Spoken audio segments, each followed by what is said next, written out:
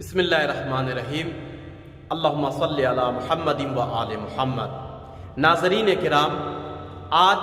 ہم کرب و بلا کے اصحاب امام حسین علیہ السلام میں سے ایک جلیل القدر تابعین رسول اکرم اور صحابی امیر المؤمنین علیہ السلام کی زندگی کے بارے میں گفتگو کریں گے، مگر یہ بات ہم عرض کر دیں کہ آپ کی زندگی اور آپ کی شخصیت کے بارے میں تاریخ میں بہت سارے اشتباہات اور غلطیاں ہیں،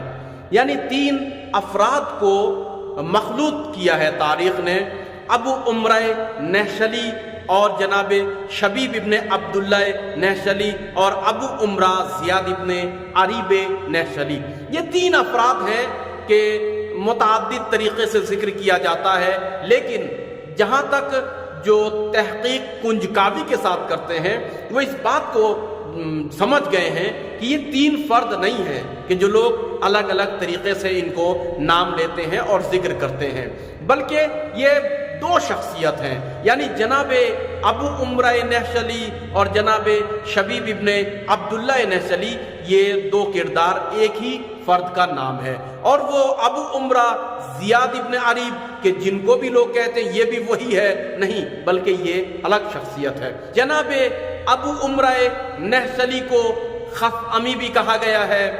حنظلی بھی کہا گیا ہے۔ آپ کا نام شبیب ابن عبداللہ نہشلی بھی ہے اور یہ دونوں کردار ایک ہی ہے۔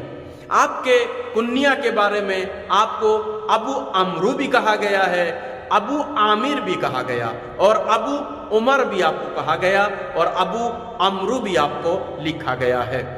آپ کوفے کے رہنے والے تھے، مگر ہماری تحقیق یہ کہتی ہے کہ آپ کوفے کے رہنے والے نہیں تھے، بلکہ جو کوفہ کے رہنے والے تھے وہ آپ کے ہم مشابہ جناب ابو عمرہ زیاد بن عریب تھے، لہٰذا آپ بصرہ کے رہنے والے تھے، مگر جو بصرہ سے کارواں جناب یزید بن سبیت کی دعوت کے اوپر آیا تھا اور امام حسین علیہ السلام سے یہ کارواں ملحق ہوا، آپ اس میں نہیں تھے، بلکہ جب امام حسین علیہ السلام مدینے سے نکل رہے تھے تو آپ مدینے میں موجود تھے، اور آپ نے امام حسین علیہ السلام کے کارواں کے ساتھ شریک رہ کر مدد اور نصرت کرنے کی ٹھانی، اور آپ اس طریقے سے مدینے سے مکہ، مکے سے کرب و بلا میں امام حسین علیہ السلام کے ساتھ آئے۔ آپ کے قبیلے کے بارے میں کہا جاتا ہے کہ آپ بنی تمیم قبیلے سے تعلق رکھتے ہیں، اور جو تمیم آپ کے جد اعلیٰ ہیں ان تک نسل اس طریقے سے پہنچتی ہے، بنی نفیل بن دارم بن مالک بن حنظلہ بن مالک بن زید منات ابن تمیم، اس طریقے سے جناب تمیم سے آپ کا سلسلہ چلتا ہے۔ آپ کے قبیلے کو بنی تمیم کے ساتھ ساتھ قبیلے کا جو شاخہ ہے اس کو بنی نہشل بھی کہا گیا اور بنی نفیل بھی کہا گیا۔ آپ کا قبیلہ عدنانی قبیلہ تھا جو عربستان کے شمالی علاقہ یعنی آج کے یمن کا علاقہ ہوا کرتا تھا۔ آپ کی شخصیت اور فضیلت کے بارے میں کہا جاتا ہے کہ جناب شبیب ابن عبداللہ نہشلی متہجد شخص تھے اور راتوں کو عبادت میں بسر کرتے تھے۔ آپ کی جو تیسری خصوصیت ہے، جہاں آپ عابد تھے، زاہد تھے، شب زندہ دار تھے، اسی کے ساتھ ساتھ آپ جنگ کے ماہر تھے۔ یہی وجہ ہے کہ کرب و بلا میں آپ کے جنگ کو دیکھ کر دشمن بھی حیران رہ گیا اور انگشت بدندہ رہ گیا، اور آپ کے جنگ کے ہنر اور فنون سے وہ مبہوت ہو گئے اور پسپا ہوتے چلے گئے۔ آپ کی چوتھی خصوصیت اور فضیلت یہ ہے کہ آپ نماز گزار شخصوں میں سے تھے، کثیر الصلاۃ تھے، آپ کو نماز سے محبت تھی جس طریقے سے ہر حسینی کو ہوا کرتا ہے۔ پانچویں خصوصیت یہ ہے کہ آپ متقی اور پرہیزگار تھے، زبان سے، آنکھوں سے، کانوں سے، یعنی نہ غیبت کرتے تھے، نہ سنتے تھے، نہ غلط بولتے تھے، نہ غلط دیکھتے تھے، نہ غلط سوچتے تھے۔ بہت ہی متقی اور پرہیزگار افراد میں بصرے کے آپ شمار کیے جاتے ہیں۔ عمدہ ترین جو آپ کی خصوصیت ہے وہ یہ ہے کہ آپ نے رسول اکرم صلی اللہ علیہ وآلہ وسلم کے زمانے کو درک کیا، اور آپ تابعین رسول اکرم صلی اللہ علیہ وآلہ وسلم میں سے تھے۔ اسی طریقے سے آپ کا امتیاز یہ ہے کہ امیر المؤمنین علی علیہ السلام کے صحابی خاص میں سے آپ ہوتے تھے، اور آپ نے جنگ جمل، جنگ صفین اور جنگ نہروان جیسے دھوکہ، فریب، دسیسہ، سازش، شڑینت رچنے والے جنگوں میں اور دشمنوں پر آپ نے کامیابی حاصل کی، اور نصرت امیر المؤمنین میں ہمیشہ مستحکم رہے۔ یہی ولایت مداری ہے۔ امیر المؤمنین علی علیہ السلام کی شہادت کے بعد کہتے ہیں کہ آپ امام حسن مجتبی علیہ السلام کے اصحاب میں سے ہو گئے اور آپ ان کی حمایت میں تھے۔ امام حسن علیہ السلام کی شہادت کے بعد آپ امام حسین علیہ السلام کے اصحاب ہو گئے، اور آپ متعدد طریقے سے امام کی نصرت اور مدد کرتے رہے۔ آپ بصرہ کے شجاع ترین افراد میں سے حساب ہوتے تھے، بہادر تھے، آپ بزدل نہیں تھے، ڈرتے نہیں تھے۔ یہی وجہ ہے کربلا میں 30,000 کے لشکر نے بھی آپ کے قدم میں تزلزل اور لغزش طاری نہیں کی، بلکہ آپ مستحکم رہے۔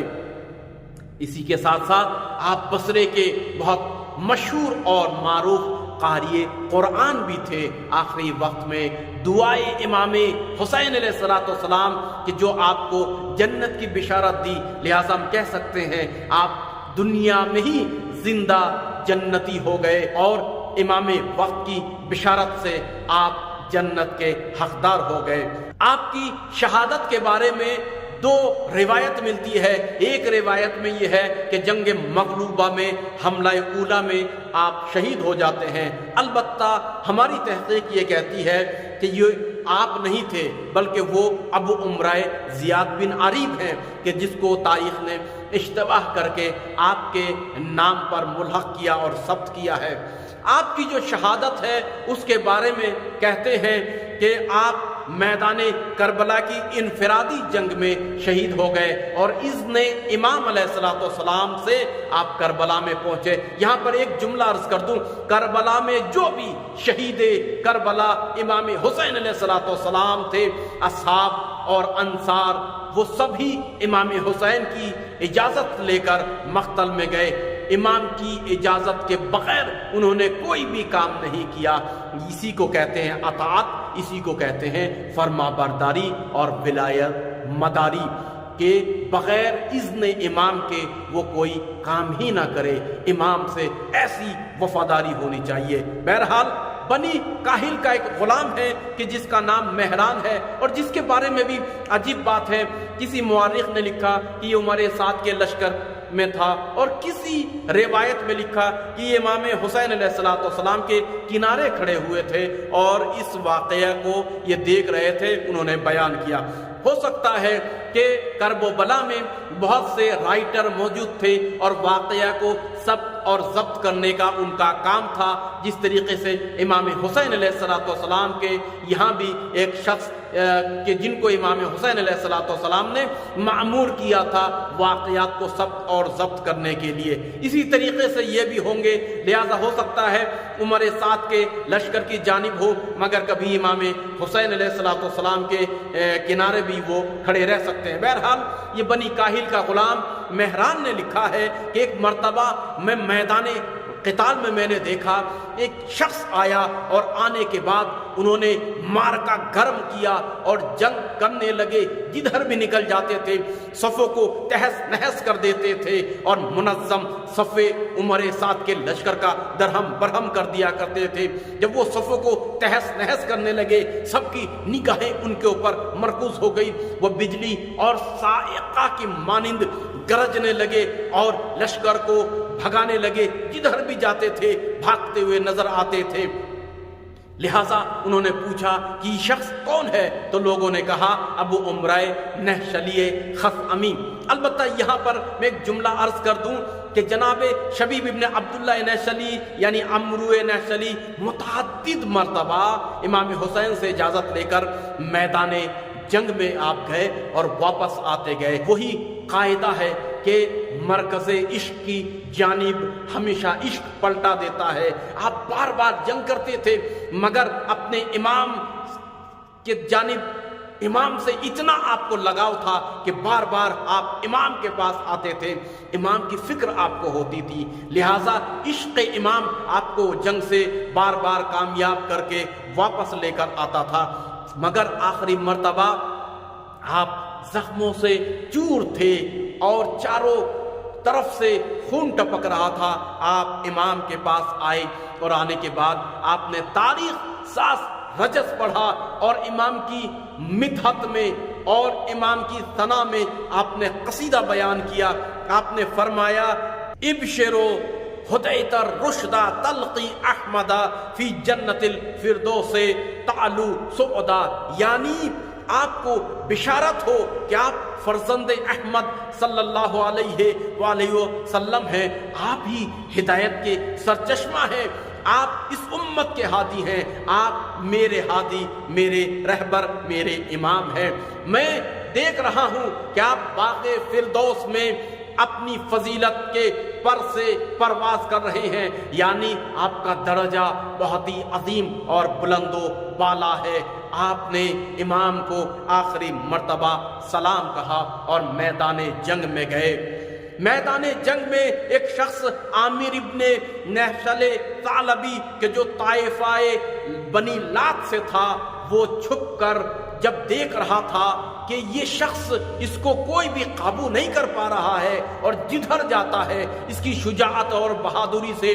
لوگ گھبرا کر میدان چھوڑ دیتے ہیں، تو یہ شخص چھپا ہوا تھا اپنا نیزہ لے کر، لہٰذا آخری بار جب آپ میدان جنگ میں پہنچے تو عامر ابن نحشل نے چھپ کر آپ کو نیزہ مارا اور وہ نیزہ آپ کے پہلو میں آ کر چبھ گیا۔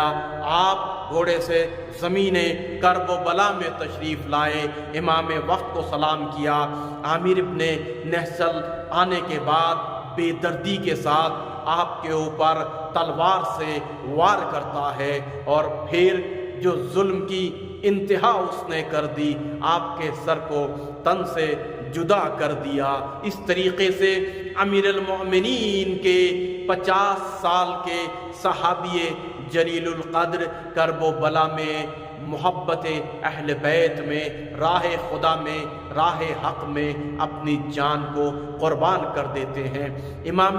مہدی عجل اللہ تعالی فرج شریف زیارت ناحیہ میں اور اسی طریقے سے زیارت رجبیہ میں آپ کے اوپر سلام بھیجا گیا ہے۔ السلام علی شبیب ابن عبداللہ نحشلی، ہمارا سلام ہو آپ کے اوپر اے شبیب ابن عبداللہ